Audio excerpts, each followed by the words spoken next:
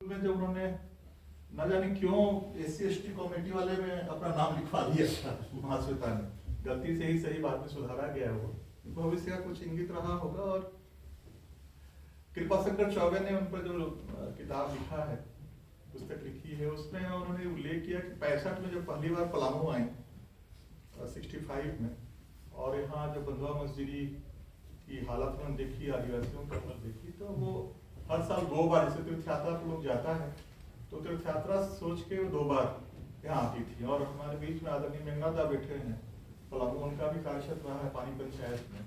तो वो जो बंधुआ मजदूरी के खिलाफ उनकी लड़ाई थी, उस लड़ाई से आप परिचित होंगे। और ऋत्विक घटक तो उनकी फिल्मी अजांत्रिक का बनता हुआ जो है, ऋत्विक घटक के ही महादेव का प्रवाह है, जो 2 लोग तो मिले हुए लोग हैं जो उनसे भेंट हुई है। तो उसके पहले ही जब उनसे कहा गया कि नहीं, 65 के बाद ही की, उनका वो झांसी की रानी पे जो उनकी किताब थी जो 56 में आई थी, और उसका शोध किया था उन्होंने, केवल वहाँ आर्काइव में और नेशनल लाइब्रेरी में बैठ के नहीं, बजाता जाके बुंदेलखंड और उनके परिवार के लोगों से मिलके।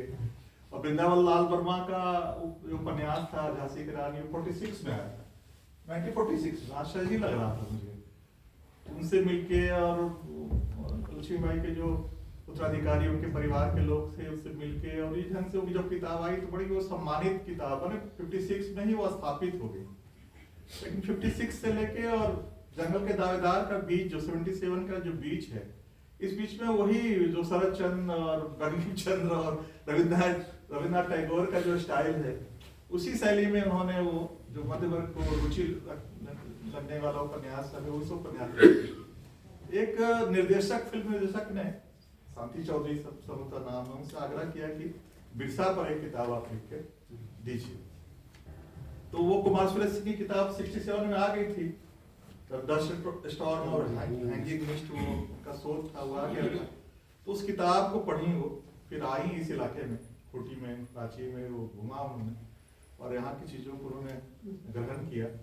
तब वो 77 में उनकी किताब अरण्येर अधिकार, जंगल के दावेदार आई, और 79 में उस पर साहित्य अकादमी उनको मिला। और उस साहित्य अकादमी 79 में जो मिला, तो वहाँ के आदिवासियों ने ये खुशी मनाई, उनको लगा कि ये साहित्य अकादमी उनको मिला। मिदनापुर में मुंडा लोगों ने उनको आमंत्रित किया और नगाड़ा बजा के उस ढंग से वो कि एक ढंग से मुख्य धारा में कि साहित्य में आदिवासियों को लाने के, बंगला के साहित्य में लगा है कि पहली परिघटना थी। और 67 में कुमार सुरेश सिंह की उस किताब ने एकेडमिक्स में तो बिरसा को स्थापित कर दिया था, लेकिन लोगों के हृदय में स्थापित करने का काम उस अरण्य अधिकार ने, जंगल के दावेदार ने किया। और उसके बाद से जो उसका हिंदी संस्करण है बिरसा मुंडा के जीवन का, कुमार सुरेश सिंह का, तो लिखते हैं कि कैसे भी यात्रा फिर शुरू हुई बिरसा मुंडा की, एक जो खूंटी और सिमडेगा और बुलेहातू और चलकद और बंदगांव और रांची के अखड़ा और वहां तक सीमित थे, शरणास्थल पर तक सीमित थे।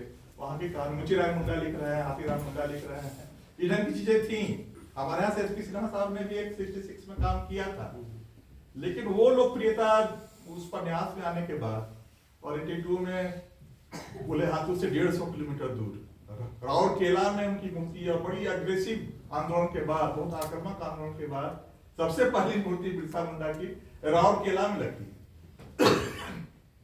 और वो आंदोलन इतना चर्चित होता है कि 89 में फिर संसद के उसमें वहां उनका चित्र का अनावरण किया जाता है, और वही 98 में वहां मूर्ति लगती है। हमारे यहाँ हवाई अड्डे का नाम बदलता है, और जेल का नाम भी उनके नाम पे, डाक टिकट उन पर जारी होता है। और 98 में जब राष्ट्रपति उनके ऊपर बोलते हैं तो पूरे देश को वो ध्यान जाता है। फिर उनकी ही जन्मतिथि को 2000 में 3 राज्य, उत्तराखंड और छत्तीसगढ़ और झारखंड का निर्माण, और 2023 में फिर 15 नवंबर को जनजातीय गौरव वर्ष। तो एक किताब या एक लेखनी कुमार सुरेश सिंह की और महाश्वेता देवी की, एक गुमनाम आदिवासी क्रांतिकारी को राष्ट्रीय नेतृत्व के तौर पे आज तो पूरे दुनिया में एक तरह से स्थापित। तो लोग को लगता है, हमारी युवा पीढ़ी को, लिखने पढ़ने से क्या होता है, तो लिखने पढ़ने से ये होता है कि एक गुमनाम हो गया क्रांतिकारी, देश के नायक में स्थापित होता है। रुद्र सिंह की लिखनी है, फिर वो महाश्वेता देवी की लिखनी है। द्रौपदी मेरी बहुत ही प्रिय कहानी है वो, और द्रौपदी के माध्यम से इतना कुछ कहा गया है, और उसके अनुवाद पे वो क्या चक्रवर्ती गायत्री चक्रवर्ती उसका अनुवाद करती है, और भी कई स्तरों का उसका अर्थ हो चुका। एक तो द्रौपदी नाम आदिवासियों में होता नहीं, तो उस कहानी में वो उनका नाम जो है वो सूरी साहब की पत्नी जो उनके यहाँ उनकी माँ काम करती थी वो नाम रखती है। अच्छा, ये बड़ी तरह की युक्तियां वहाँ खास करके युवा लोगों के लिए, कि द्रौपदी एक कैरेक्टर के तौर पे आती हैं उसमें अग्निगर्भ में, वो ऑपरेशन बसाई टुड्डू में पहले आती है, लेकिन वहाँ वो चरित्र बहुत विकसित नहीं होता है। वहाँ बसाई टुड्डू का ही कैरेक्टर इतना बड़ा है कि वो ठीक से उभर के वो कैरेक्टर आता नहीं है। बार बार आती हैं वो, उनके प्रति आकर्षित है बसाई टुड्डू, लेकिन वो दुल्हन मांझी से शादी करती हैं, दोनों के बीच में संवाद भी हो रहा है। वो काली संतारा से तो इस बात का अफसोस जाहिर कर रहा है, वो टोकती भी है, उसके सौंदर्य का वो बखान करती हैं बहुत अद्भुत ढंग से। महाश्वेता की लेखनी जो है वो संताल युवती 26 वर्ष की और काली है और असभ्य है और बहुत सुंदर है। ये तीन शब्द का प्रयोग करती हैं कि बहुत काली, असभ्य और बहुत सुंदर है। फिर एक जगह और वो उसका वर्णन करती हैं कि एकदम कोई काले पत्थर की तरह तराती हुई और आ रही है, बसाई टुड्डू की पहचान होनी है। तो लग रहा है केवल एक स्त्री ही वहां है और एक पुरुष से मिलने देखने आ रही है। तो अद्भुत सौंदर्य का वर्णन है उसका, और अद्भुत उसका निर्णय भी, क्योंकि वो बोली 31 लोग मारे जाते हैं और रात में 2 लाशें गायब हो जाती है, दुल्हन मांझी और वो द्रौपदी की लाशें नहीं मिलती हैं। उसके बाद जो कैप्टन अर्जुन सिंह हैं उनको जो बहुमूत्र की बीमारी लग जाती है, किसी भी काले व्यक्ति को देख को डर जाता है आदमी, और जॉम्बी वाला स्थिति लिखती है। जॉम्बी माने उस समय कैसे जॉम्बी के बारे में बहुत आश्चर्य लग रहा है। तो लेकिन उस ऑपरेशन बसाई टुड्डू में उस ढंग से वो द्रौपदी उभर के आती नहीं है, तो अलग से कहानी फिर उनकी। और गायत्री चक्रवर्ती इस विवाह के कई स्तरों पे व्याख्या करती हैं कि जो महाभारत की द्रौपदी है उसका पुनर्लेखन वो राम कुमार भ्रमर और नरेंद्र कोहली जैसा नहीं कर रही है, तोड़ती है उस कैरेक्टर को। वहां द्रौपदी जो है बहुपति हैं, उनके 5 पति हैं, और उसके कारण से ही दुर्योधन जो है और वो वस्तु के तौर पे जुआ में उनका उपयोग हो रहा है, और वो उनको मैंने वैधानिक पत्नी नहीं मान के कपड़ा निर्वस्त्र करने का, वस्त्र जो है वो उनके एक अवतार पुरुष से वो उनको वस्त्र मिलता है। ये सारी कहानियां वहां है, द्रौपदी को लेके यही है। यहाँ जो द्रौपदी है वो अपने पार्टनर के साथ एक्टिविस्ट है, और एक्टिविस्ट साथी के साथ एक निष्ठा के साथ विवाह निभा रही है, वो उसके प्रति प्रतिबद्ध है। और लेकिन जो कैप्टन अर्जुन सिंह है और जो सेनापति है जो पैरामिलिट्री फोर्स के लोगों ने गिरफ्तार किया है, बहुत आसानी से उनको निर्वस्त्र करता है, और वहां कोई कॉमरेड या कोई चमत्कार नहीं होता है उनका कपड़ा पहनाने वाला। और जब उनको कहता है कि बना के लाओ, तो उनके छत बिछत किया जाता है उनके शरीर को। तो किसी भी ही कहानी में, भारतीय कहानी में आप नहीं पाइएगा कि नायिका जो है कहानी के अंत में जो उसको कपड़ा उड़ा दिया गया है, शरीर को छत बिछत कर दिया गया है, उस कपड़े को हटा के और सेनापति के सामने खड़ी होती है और वो भयभीत हो जाता है। लिखती हैं कि वो निशस्त्र टारगेट से भी वो भयभीत है, पीछे हटता है और वो अपना खून जो है आ रहा उसको फेंकती है उसके कपड़े पे, और पूरा वो।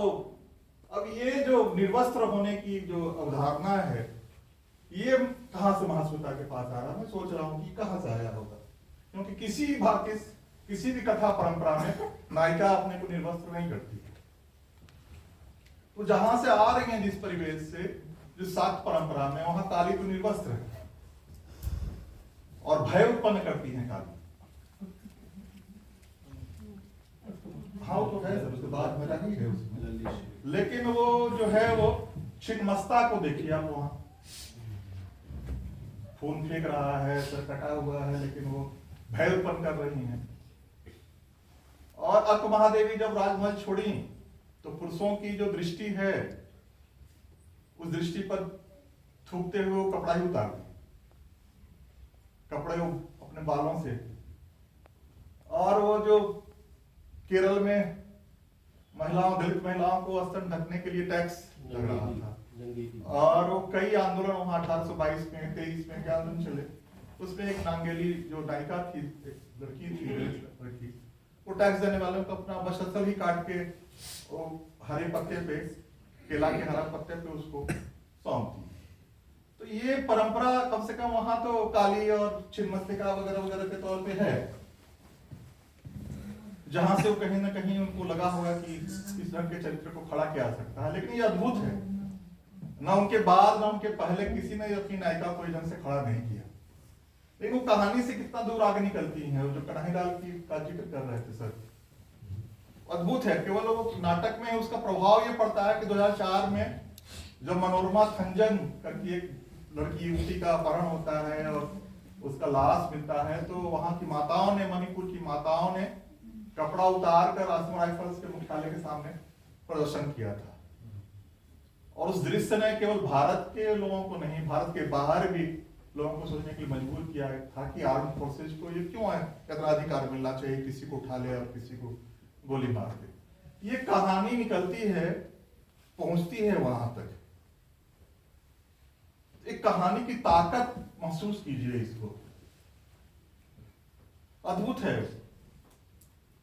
और आपके यहां गुजर रही हैं, और वो ट्वीट देकर नहीं, पूरा जब बुद्धन सबर को मार देता है लोग पुरुलिया के वो पुलिस के थाने में पीट कर, तो लगातार मूवमेंट करती हैं। पुरुलिया बार बार आती है, गायत्री चक्रवर्ती इस विभाग उसमें पीएचडी या एमए कर रही थी, साथ साथ आती हैं, वहां फिर मेला लगाना शुरू करती हैं। तो टिप लगा के क्या होता है, जो जीवन का एक बड़ा हिस्सा सबर के साथ गुजार रहा हो, 10-20 साल लगभग पलामू में जिन्होंने समय गुजारा हो, तो और बसे टूटने वाले में लिखते हुए लिखा है कि वो जो दूर से लोग लाश की पहचान कर रहा है, और धान का एक मुट्ठी धान उसके सर के पास पाया जाता है। तो जो मुंडा संस्कृति के बारे में ठीक से जानता नहीं जानेगा कि वहां धान कैसे आया और धान की वहां महत्ता क्या है। ट्रिप लगा के करने वाला आदमी तो नहीं कर पाएगा उस चीज को। बसाई टुडू ना नक्सली है, ना उसको संसदीय राजनीति में कोई आस्था है, सीपीएम का कार्यकर्ता हुआ करता था, छोड़ दिया है। काली संतार अभी भी है उनके संपर्क में, जो मीडिएटर काम करते हैं, जो पहचानी का काम करते हैं। लड़ाई लड़ रहा है भूमिहीन मजदूरों के, जो वाजिब मजदूरी है उसको लेके, न्यूनतम मजदूरी को लेके। पूरे उपन्यास में पूरे सिस्टम की जो आलोचना है उसको आप समझिए कि, और उस पर अलग से भी लेख जो लिखे खुद उन्होंने भी लिखा है। उनका मानना है कि जो ये आधुनिकता, ये हाइब्रिड है, इसने फ्यूडलिज्म की भी बुराइयों को ले लिया है और आधुनिकता की बुराइयों को दोनों मिला के बुराइयों का एक समुच्चय हो गया है वो। और मानता है कि गुंडा और जमींदारी का वो लोकतंत्र के साथ बड़ा गठजोड़ है, एक्सटेंशन है जमींदारी का। जो बड़े लोग हैं उनको कुछ होता नहीं। उस उपन्यास में आता है सारी चीजें, ढंग की चीजें दिखती हैं, लेकिन अगर उपन्यास की बात छोड़ भी दे सर, तो हम यहाँ पहला जो नरसंहार हुआ चंदवारू पसपुर 1971 में, जिसके 85 वर्षगांठ उन्होंने मनाया था यहाँ पे। संथाल लोग जिन्होंने वहां पूर्णिया की पूरी दलदली जमीन को कृषि योग्य बनाया, कई पीढ़ियां वहां लगी। जब कोसी नदी ब्रह्मपुत्र में गिरती थी, धीरे धीरे धारा बदल के गंगा में गिरने लगी, तो जिन लोगों ने उसको कृषि योग्य बनाया वो संथाल थे, दांगड़ उरांव लोग थे और गंगोत लोग थे, ढंग के लोग थे। लेकिन बटाईदारी का अधिकार उनको नहीं दिया जा रहा। 1936 में टेनेंसी एक्ट में चेंज आया तो बड़ा उत्साह हुआ। दुल्ला टुडू करके एक शिक्षक थे, उन्होंने एक मूवमेंट की शुरुआत की। उसका अंत हुआ 1971 में। लक्ष्मी नारायण सुधांशु फोर्टीज में बीएचयू से उन्होंने एमए पीएचडी की डिग्री ली थी और सौंदर्य शास्त्र के रस सिद्धांत पे उन्होंने किताबें लिखी थी, बहुत सारी लाइब्रेरी खोली है, इंस्टीट्यूट खोला है, उनका जयंती मनाया जा रहा है। वो व्यक्ति सेना बनाता है जमींदारों की ब्रिटिश पीरियड में, और जिस दिन वो घटना घटती है उससे एक दिन पहले अपनी भगना के दरवाजे पे मीटिंग करता है, वो भगना नेतृत्व करता है उस नरसंहार का। झोपड़ी जलाई जाती है, गोली मार के डाला जाता है। आजादी के बाद पहली घटना है वो। हंगामा होता है। पृथ्वी चंद्र किस्कू थे देवघर के सांसद, और भोलानाथ शास्त्री थे मुख्यमंत्री, का कोई ठाकुर थे, तो उनको हाउस अरेस्ट किया जाता है। 14 संथालों की हत्या का दंड एक बड़े जमींदार को यह दिया जाता है कि उनको हाउस अरेस्ट करके रखा जाएगा। तो ये अगर कह रही है महाश्वेता या आपका पात्र कह रहा है कि लोकतंत्र जो है जमींदारी का एक्सटेंशन है। चूड़ी पूर्णिया बहुत दूर लग रहा होगा आपको। 93 की घटना बताते हैं आपको।